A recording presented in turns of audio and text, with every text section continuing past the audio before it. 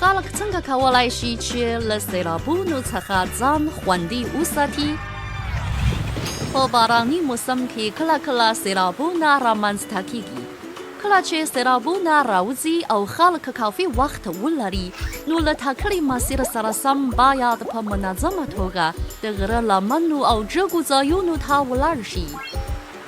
که خلک له سېلاب څخه د وتلو لپاره کافي وخت ونه لري، نو سمدلاسه باید د کور بام، د ودانۍ لوړو پلونو، جګې ونې یا لوړ دیوال ته پورته شي، څو په لنډه مهاله توګه له خطره ځانونه خوندي وساتي او د ژغورنې په تمه دې واوسي.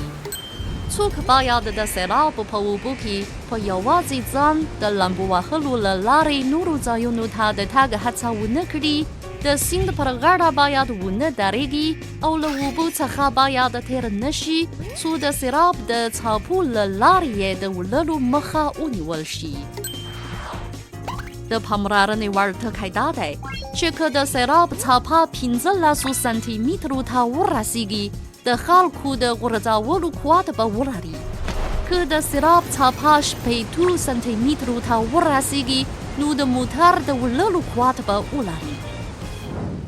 خلک باید په سېلابي سیمو کې د لوړ ولتاژ لرونکي کیبل له لنګ شوي برج او پرې شویو برېښنایي موجو څخه لرې فاصله وساتي او تماس باید ورسره ونه نیسي، څو برېښنا شات ورنه کړي.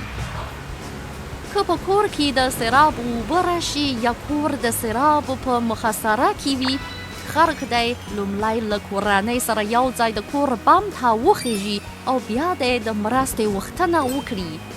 په راسره پر دی خلک باید د کټ یا دروازې د تختې، باکس، لوی لوښي او د موټر د ټایر د ټیوب په شمول له هغو توکو څخه د ژغورنې وسیلې جوړې کړي کوم چې د اوبو په سر ګرځېدلی شي، او ځانونه باید خوندي ځایونو ته پرې ورسوي.